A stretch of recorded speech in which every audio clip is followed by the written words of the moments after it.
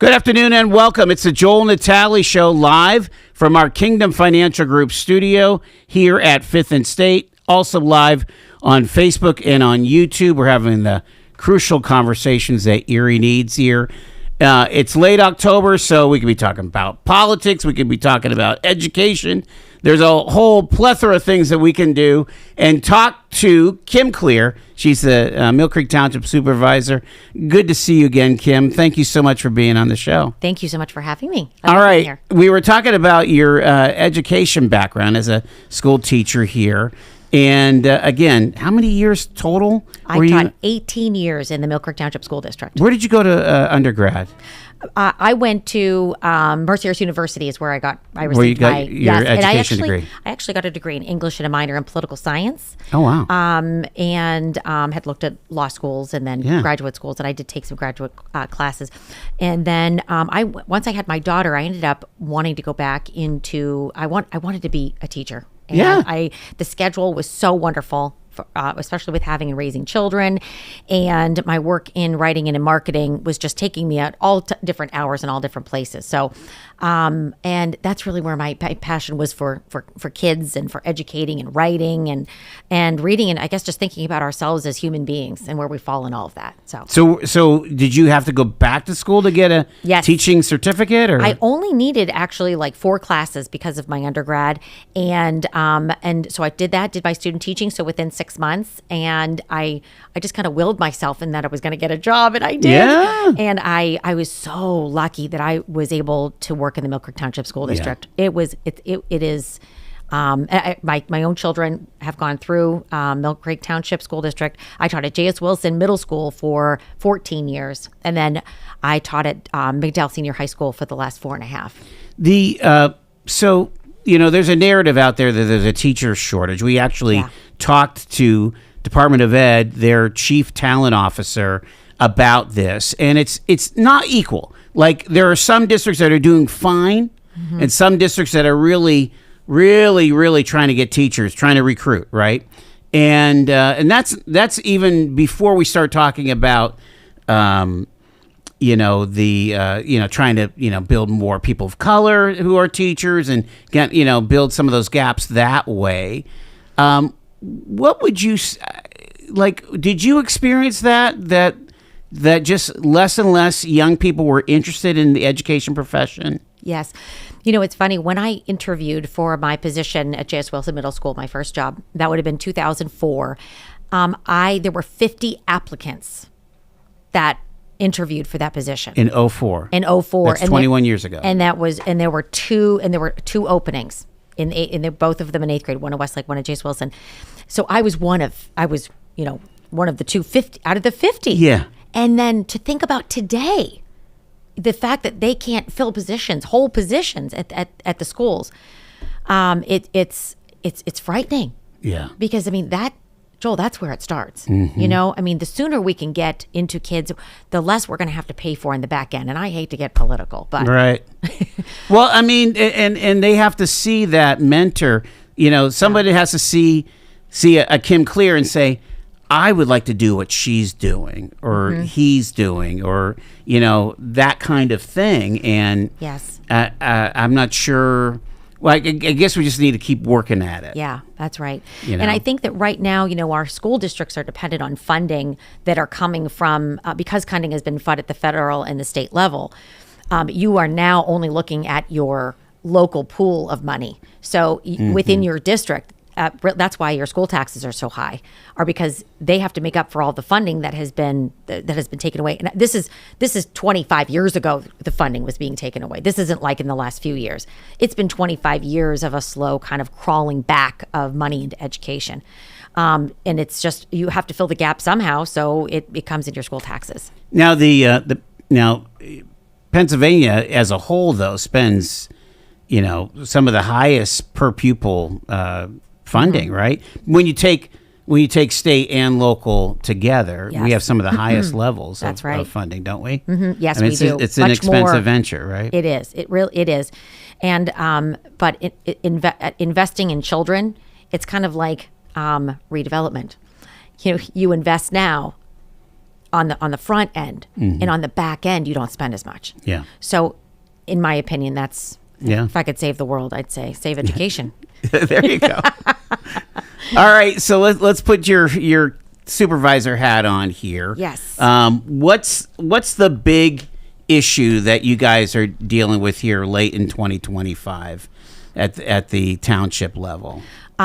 We have, as far as like anything and everything, and everything, and then we'll narrow it down. We got that? a million things going on, Joel. Right? Oh my gosh!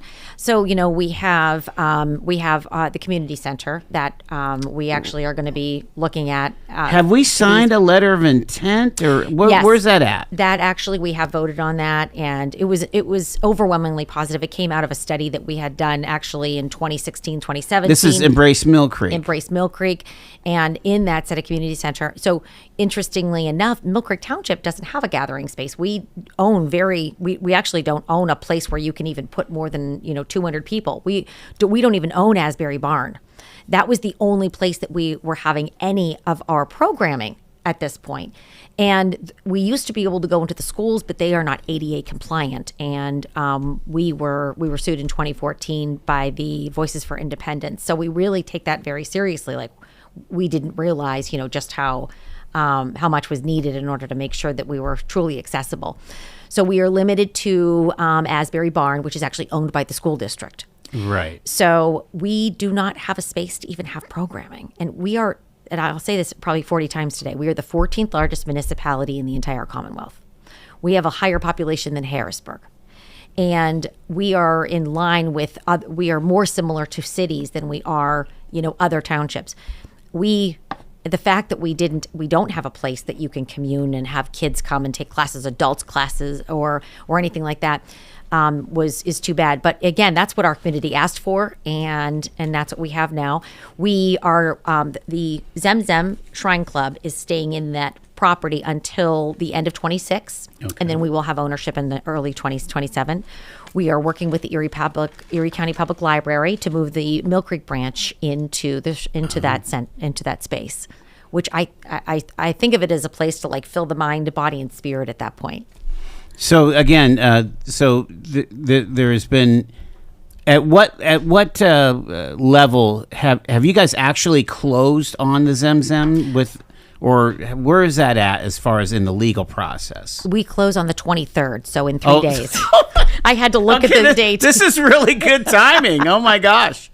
Yeah. And what's been the public response to this idea? Because again, they participated in Embrace Millcreek. Correct. It shouldn't be a shock that we wanted a community center in Millcreek, right? Well, yeah, you'd think.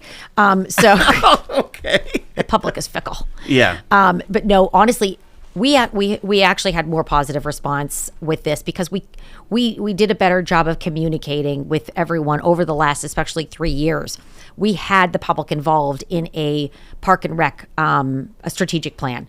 Which was more recent. That was the last 3 years. Yeah. Yes. Yeah, we had Embrace Millcreek, but we didn't count on it this time. Mm-hmm. And when I say this time, I refer to 8th Street because Yeah. the 8th Street purchases were all a part of the plan and Embrace Millcreek. But you had 2020.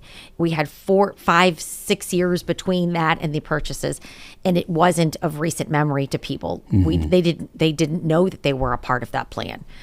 So we really did a better job, I think, of communicating. This is what it's going to look like. This is how it can make your life better. That's what government is set up to do, is to create, a place where you can thrive and live, raise your family. So you're saying make your life better. What kind of amenities do you anticipate in that community center at the Zemzem there? We are going to have probably like when I say workout center, it'll be very low key kind of workout, like walking treadmills, walking spaces. There can be some exercise equipment in there, but we are going to have space to actually have programs. So right now, we have like chair yoga and regular yoga. We have some Pilates, but we're going to be able to offer so much more. We're going to be able to do crafting classes and quilting classes, and there are communities throughout the nation that have community centers that's just where you recreate on a weekend. Right. What do you do with the kids, or what do you do with your parent? You just go to the township. Right. I see seniors being able to have bridge club there, and be able to commune. I think about. Do they have a gym? Is there a basketball court or? No, but I see that in the future. Okay. especially, if we, as we grow, because this is just the start. It's And there's a lot of land. acres. You're getting all of the land? Yes, 42 acres. Wow. And it's adjacent to Zook Park, which is wonderful, and the pickleball courts. And so we foresee trails and things like that going through there too. Sure. So you want to basically connect it to Zook. Yes. Which is your township park. Yes. Yeah. I mean, if you travel at all Yeah. and you go to some of these towns, I've seen township rec centers that have ball fields. Yep. They have golf courses. They have, batting cages, the whole shooting match, right? I mean, some of them even have like a diner, like a, Yes. like a cafe or something like that. My cousin has lived all over the United States, I swear. Spokane, Washington, and Fort Collins, Colorado, Phoenix, Arizona. And every time I go and visit her, we always go to her local community center. And my sister lives in Cleveland, and there are 3 townships that all come together and have a community center. So, it's a model. It's done, in communities where you want to move into, and that's the goal. And you know what, Joel? I want my kids to stay in Erie County and live in Millcreek. I do. I'm selfish. You're building a sense of place there. Yeah. And it's well positioned and has good access. When you think about 38th Street bus line, the whole bit. Right? That's right. So that's been a big lift. Yeah. Can you, before I go to break, can you give us an idea of where the Gateway plan is at? Because we've seen all the mowing going on. Yep. And now everybody's wondering, It's okay, exciting. who's coming? I know. Oh, wait, my fingers are going like this. Like, ooh, it's so exciting. I get it. So, and honestly, can I just say that this has only been 3 years? Has it been 3 years that I don't know, I think it's been 2.5 that we purchased those properties. Right. And we just received RFPs on Friday and we're going to dissect them on Wednesday, actually, this week. An RFP that allows a proposal. So we have 2 proposals from potential developers. From developers. Right? These are private developers. They are going to put private money in of a minimum of $100 million into those properties. Oh my! Yeah. That really outgrows the $7 million. You think? Now I'll take my break. Kim Clear is with us. She's the Millcreek Township Supervisor. Stay with us. It's Talk Erie.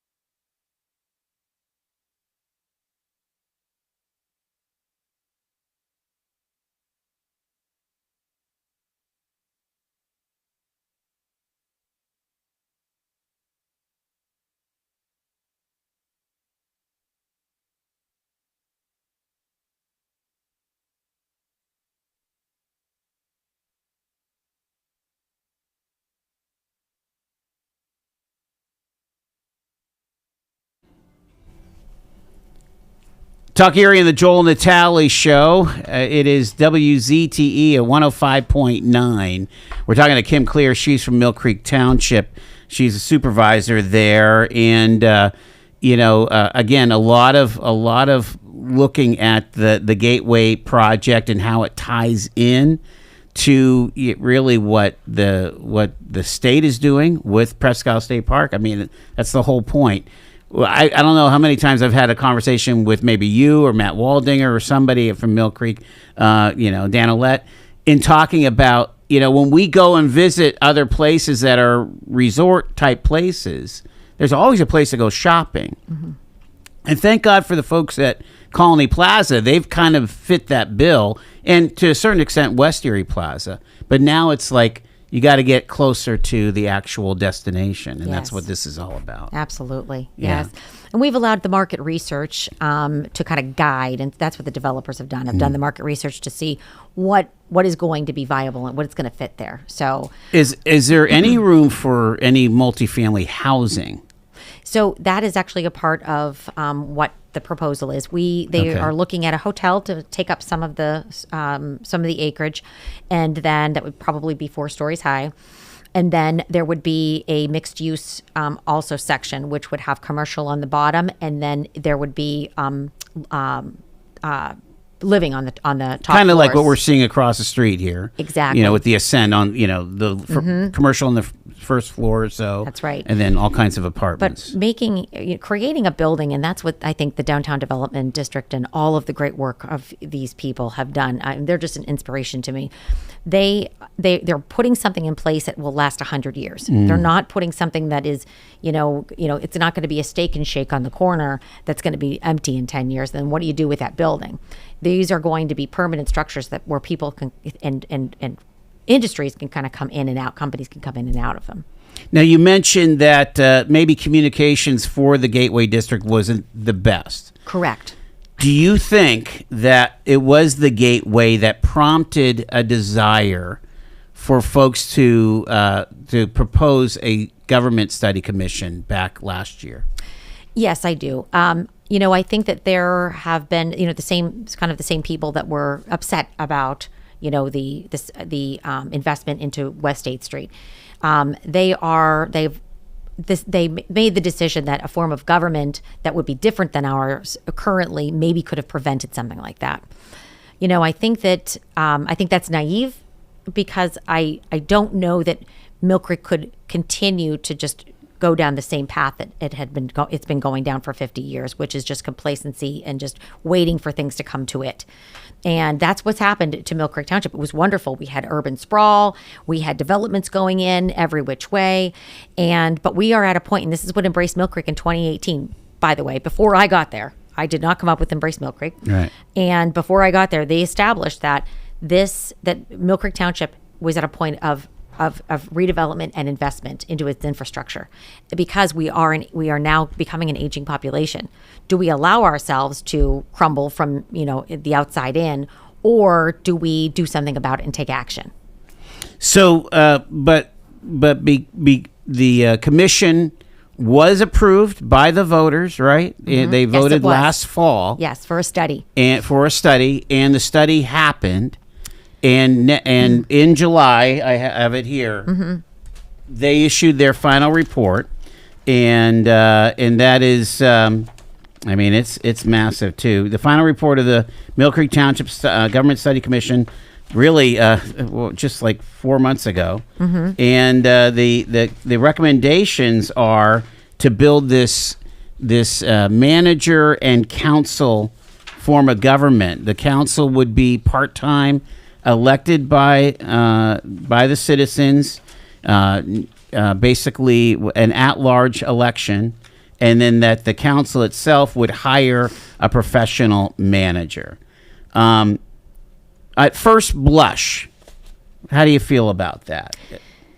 Well, how do I feel about their choice? I'll go into that first. Okay. I do feel, number one, that it's an irresponsible form of government, and it is meant for a rural or suburban township. Why? Because it would be the equivalent of the city of Erie being run only by city council, no mayor.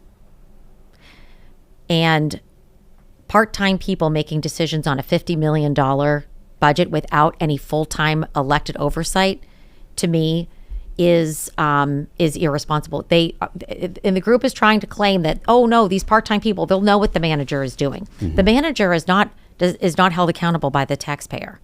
Their only allegiance is to the supervisors, who are part-time, who have very minimal knowledge. I served on a council. I was on Erie County Council. And the amount of time you need to spend in order to be educated on every single vote that you're taking it's enormous. I was finance chair, I was vice chair of council, and I did the time, I did the work, and I was still teaching full time at the same time. It's a lot. And there is a lot that you as a part-time council are not privy to, and that you can't see that are going on. I remember we cut the 1 year we cut 10% travel. Well, I come to find out after we cut that we had, probation officers that needed to go across the state, and they were going to be left out of compliance because we cut their travel budget. Those are the kind of things that you miss when you're not full time. So having 5 part-time people being the only people held accountable, I think is dangerous. Having a manager who exists on their own without the oversight and without the checks and balances. They're claiming there's a checks and balance. There's no executive branch here. It's only a legislative branch. So you're going from an executive branch only to a legislative branch only. And this maybe could lead me to the study itself and the report. I guess my biggest problem with the report is that it broke every basic tenet of research. There was no methodology. There was no control variable. They didn't conduct the interviews necessary of existing practices. I asked them about all that, Kim. Basically, they said that that the consultants interviewed all the members of the commission. They interviewed members, of current Millcreek establishment there. They interviewed 6 people out of 250 employees. 6. And 3 of them were the 3 supervisors. That's all. And in the previous study that was done in 2012, they interviewed 60 employees. So we're talking about 2.5% of our employees did they interview. And it's not statistically acceptable data at that point when it's less than 2%. The governments, their next job was to conduct a study of all of the 5 different forms of government. Right. They could look at the 3 commissioner. They only interviewed me. Hold that thought, because we do have to go to break here. We are with Kim Clear here. She's the Millcreek Township Supervisor. We're talking about the upcoming vote on the Millcreek Township Government Study Commission. Again, this is the hot topic in the second largest municipality, not only in Erie County, really in all of Northwest Pennsylvania. Stay with us. It's Talk Erie and the Joel Natale Show on a Monday.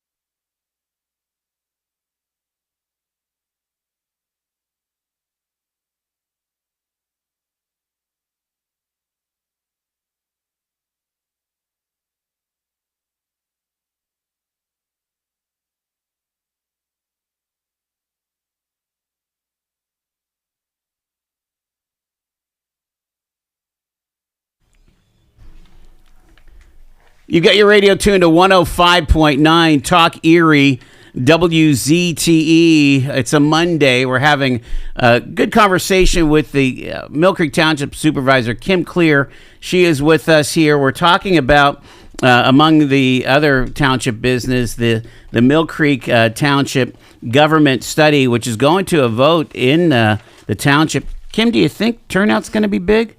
I'm hoping so, but these elections, the municipal cycle elections don't usually bring out more than like 20 or 25%. So when you were elected supervisor, what year was that? 21, right? 21, yes, 21. And I'm trying to think of, okay, so you also had a mayor's race and a county executive's race in 21, correct? That's correct, yes. So I wonder, what was your turnout? Do you remember? We were almost at 30%. Were you? Actually. And it was funny. I had some friends tell me, I think it was all of your old students that came out to vote for you. I believe it. I had over 2,000 students, and a lot of them, came back. It's cute because when I see my old students, different places here and there, Miss Clear, we decided to buy a house and with my wife here because we know we love Millcreek, and I want my kids to have the same thing, and we love what's going on. So there's that element of personal pride. Yeah, I went to McDowell, or even if they, I went to prep, but I live in Millcreek. That whole thing, right? Mercier's prep or wherever, right? It's funny how I always put people in their high school boxes. But anyway, that's an Erie thing. That means you're from Erie. Where'd you go to grade school? I went, right, exactly. Yeah. But there is that pride and that desire that their future will reflect some of the past, some of the good things of the past. Yes. But again, we can't live in the past. And this is my editorial comment. The Embrace Millcreek was kind of a clear-eyed statement of saying, okay, you're built out. There's no more big kahuna developments that are coming, and your property is your population's aging, your property's aging. Sometimes we go to heck with the joke with mid-century modern, right? Yeah, you're right. When you think about a lot of the homes that you go up to Glenwood Estates or whatever, they're built in the 70s. I mean, all those beautiful homes up there, Cherry Street Extension, for example. All that to say, something had to be done. Yes. And that included the gateway, which seemed to have triggered the study commission. And now, again, there's some really good people on that commission. Yes, I could not agree more. I have the utmost respect for the people that are on the commission. Absolutely. The consultants, the consulting group that someone that was elected to the commission who then stepped down, they chose this consulting group before the election actually last year. Oh. It's called Private Partners, and this Private Partners, they are made up of all township managers. My difficulty with the study at this point is that I believe that it was a predetermined outcome. I believe that the people that wanted to have a study done knew that they wanted a manager and 5 council person makeup. I think that they knew what they wanted. They found the firm that would give it to them, and they were led to that information. When they conducted interviews, they interviewed 6 municipalities that had a manager council.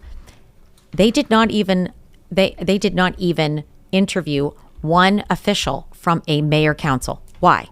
Why did they leave that out? That's 2 of the options. The 5 options were 3 supervisor, a mayor with 5 council, a mayor with 7 council, a manager with a 5 council, and then a manager with a 7 council.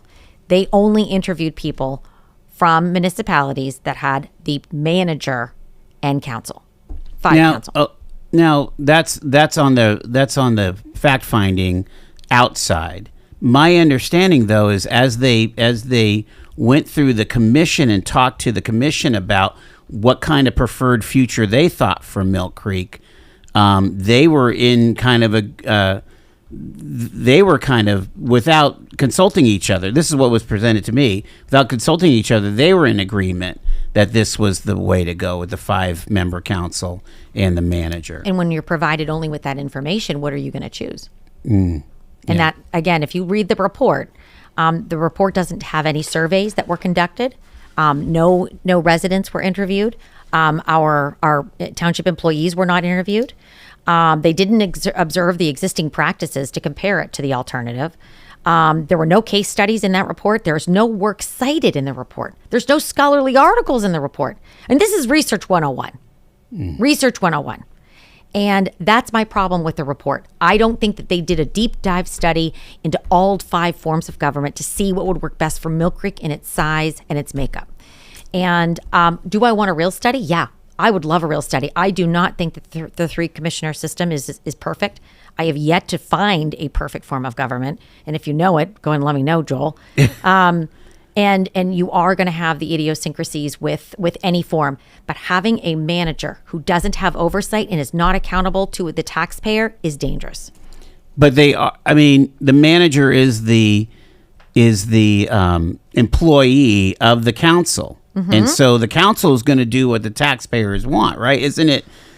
I mean, and what you're getting with the manager is professional experience. I mean, more than likely, you're going to hire from another municipality that manager to, like they're moving up, like from the minors to the majors, Absolutely. right? Yeah. So how does that not work for you? Well, we can hire a manager. We could hire a manager tomorrow. Have you guys looked at that before? Yes. I've actually we've talked about it and presented it. It would raise taxes. And honestly, because it's more expensive. Because it's more expensive, absolutely. We've even looked at hiring a chief of staff. Let me just explain, Joel. I don't have a secretary, and please don't think I'm like trying to be bougie here, but I don't. I used to have a secretary. We are bare bones at Millcreek Township. We are. And why? Well, let me challenge you that. Okay. Why is that? Because I mean, I'm sure the chief of police has a secretary. No. Well, that's kind of nutty. Yeah, I know. I'm telling you, there are clerks that work, and do and have other things, but he does not have a secretary. No, we are bare bones. It is, and we've been able to operate and get by and get through. But this is why I think we've only been able to see this influx of money over the last 3 years or 4 years from the state, because we've been working at a different level now. We're trying to challenge each other. We're trying to build a little bit. I went to a planning conference, the American Planning Association conference in Harrisburg last week, and I'm just blown away at their planning departments and how they have a community development, they have a neighborhood development, they have they have all of these different services that they're offering, and they're smaller than us. Wow. And and it's Matt Waldinger. He has Matt Puzz for zoning, and somebody for zoning, but working on community development is not something that we've taken an interest in. We plow roads and pave them, and we what is your third of the government? What are you responsible for? I'm responsible yourself? for public safety, and I am the liaison to the police department. Okay, and I'm so proud of our police department. Sure. So you're basically doing police and fire? No, I don't do fire. I do our emergency services. Gotcha. But I think all of us, Dan, Olette, Jim Bach, the 3 of us try to work with each other to help each other out in all departments. And nobody's driving a truck anymore, right? Like nobody the old drives days. a truck. No, we're doing performance reviews. We're putting together strategies and plans. We're creating handbooks and things like that. We're doing we're working on the safety committee and what we can do. So help me understand the mixture between, this, they're advocating for this professional manager. You are 3 elected officials. What's the sweet spot between the professionalism that would come to running a large township like you have, a large municipality, and, having the electives be effective? Yeah, I agree. How do you manage that? How do you thread that needle? I am not trying to say that we should have chosen the mayor council, but there is something to be said for an elected official that's full-time that can advocate. So if you just have a manager, they don't get in the door in Harrisburg. They're not getting the appointments. They are not the ones that are able to show up at Infinite Erie meetings or chamber meetings or at the chamber meetings. There are so much outreach that I'm doing and we're doing all of the time, every day, right? But we get in the door because we're the elected official. The manager doesn't. The manager's doing the day-to-day executive work. I think that, yes, a council and a mayor would give us the legislative and executive branches that would be separate. I think a manager or chief of staff then would be able to run the day-to-day workings. But to have no one at the helm guiding the ship and steering it, and being that advocate, being the face. I mean, and that's what I'm excited for, for the city of Erie, and to see where that momentum from our new leadership in the city is going to come, and having that person to rally behind and say, we're with you and we're coming with you. So do you feel like that happens with the 3 supervisors? I do not necessarily think that. No, I don't. No. Like I said, I don't know that this is. But I mean, if I have a problem, if I'm a Millcreek taxpayer and I have a problem, I'm going to go to the phone number of the supervisor I know. Yes. Whether it's Jim or you or Dan. That's right. Yes. And any one of us would help you. Right. I work with great people. Jim and Dan are awesome. Yeah. So but you're not going to be able to, you're going to do that if you have a council. You'd go to a council member. You'd go to a council member who has a full-time job and might be able to get to you that evening if they get a call. And okay. So my other worry too is the cost of this. So when if we look at Cranberry Township, and they have managers there, and we can arguably say that they've done a great job in years past. They changed from 1987. It was the late 80s is when they went. Are we talking about Allegheny County, Cranberry Township? Or? Yeah, Butler. Actually, County. They're in Butler. So Wexford, that area. Correct. There. Yeah. Okay, yes. Gotcha. And they were a farm town even in the early 90s. My husband used to hunt there because he's from that area. Yeah. And it was all farm field. And but they went from a 3 supervisor to the manager and 5 supervisors. And their cost of they're just so you know this, between 1987 and 1993, their taxes went up 155% to pay for the government. That's how much more it costs. Their government, between their 4 managers and their support staff, because they all have secretaries. Yes, I want one. And as well as then their council people, is just over $1.2 million. Wow. And they are only 34,000 residents. We're 54,000 residents. So, but they also happen to be in one of the richest zip codes in Western Pennsylvania. Also true. Yes. Right? Absolutely. I mean, yeah, those taxes have got to be sky high. Yeah. Yeah, they have a 13.1 mil tax rate. What's your tax rate? 4.1. Okay. That's a big difference. It's a big difference. Yes. Yes, it is. They're talking about, again, I'm reading from the commission's frequently asked questions. The professional manager provides experience and expertise to the council to make informed decisions, checks and balances through an executive power, through a separation of power, authority, and duties. The manager is not executive, and that's also something that needs to be taken out there. There are a lot of errors in that. They're also talking about that the township is in risky financial state. I mean, they nothing could be further from the truth. Significant financial challenges strongly portend a decline in future tax revenue. Have you guys looked at the future taxes? Absolutely. And now here's where we come back to interviews, Joel. The commission did not interview our treasurer about our financial situation. So how do they know our financial situation? They are using documents from our ex-treasurer, who's an ex-treasurer for a reason, and they were and the reporting that had been done. They did not come to our treasurer and say, where are we really at? Where are we going? So your best practice in government is to have 10% of your of a fund balance of what your operating budget is. We are almost double that in our fund balance. So we actually are double the best practice recommended 10%. And okay, so go ahead. No, I was just kind of glancing that this council manager form of government will not impact taxes because it's more effective and efficient. It does not mean taxes will not increase, but it will be due to actions already set in motion or non-related events. That's conjecture. as an opinion.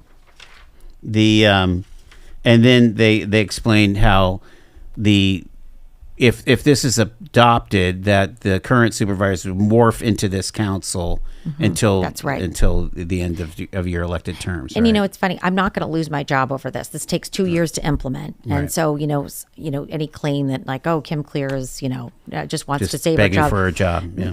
That's not it at all. I keep my job. I do worry about the advocacy that and the momentum that we have been involved in. I mean, the amount of energy that I feel in the city of Erie. I mean, this is when I decided to run for council in 2019. Like you could kind of feel it, here and there. And I was really passionate about bringing the community college, and so I ran for county council.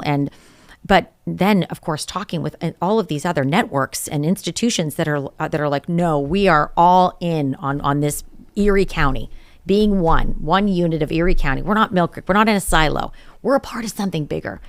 And to have no full-time person representing us, I think it would be a disservice. I gotta ask you why it does seem, though, again, for all intents and purposes, what I'm hearing from my friends in Millcreek, that this is probably going to win the vote.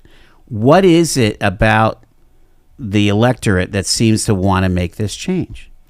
I think that there is a false narrative that Millcreek Township supervisors are rogue, that we are we're spending money on property, we're in real estate, and if I can just say that we didn't win on that war. Okay, we did on that front. We didn't have a communications department even when I started. That was something that I found money for. Sam Peterson, awesome.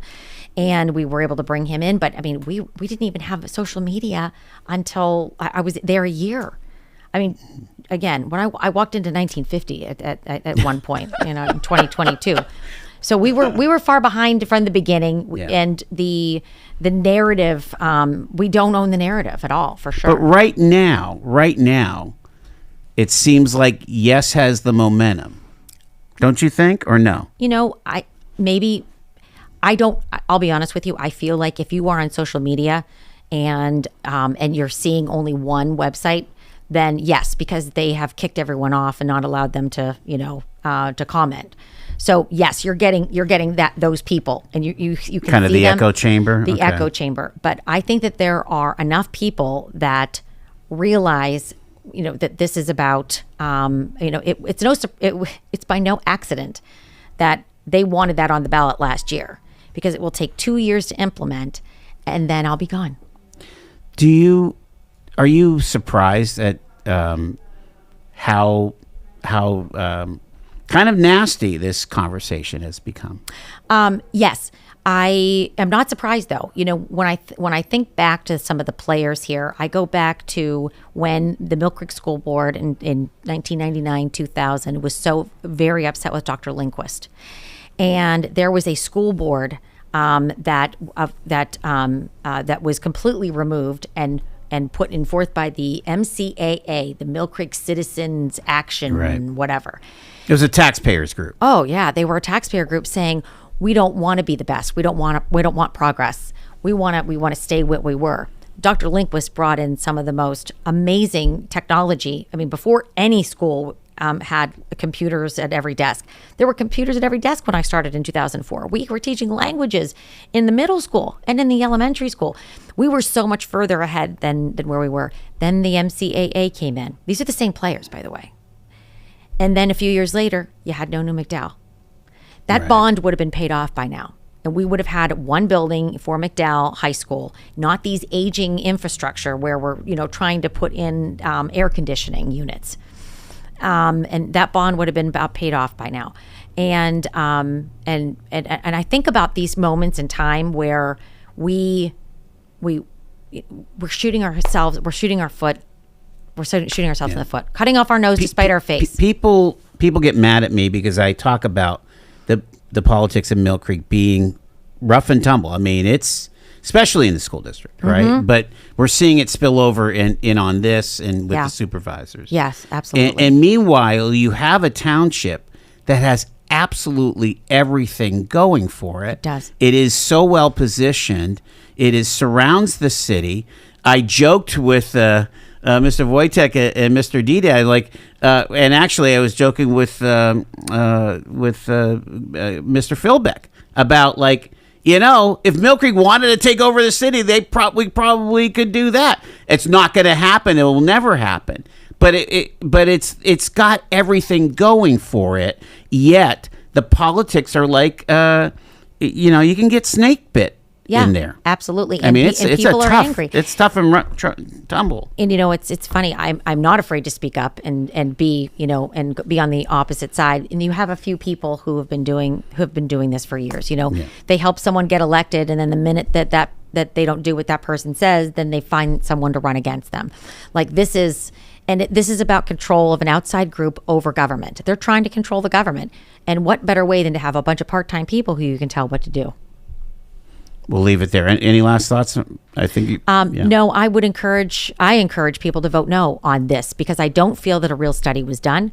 I am embarrassed by the report as a former English teacher, and I demand a real study to be done. All right. Kim Clear, Millcreek Township Supervisor. Thank you so much for taking the time. Thanks for having me. I love being here. You're beautiful. It is 4:55.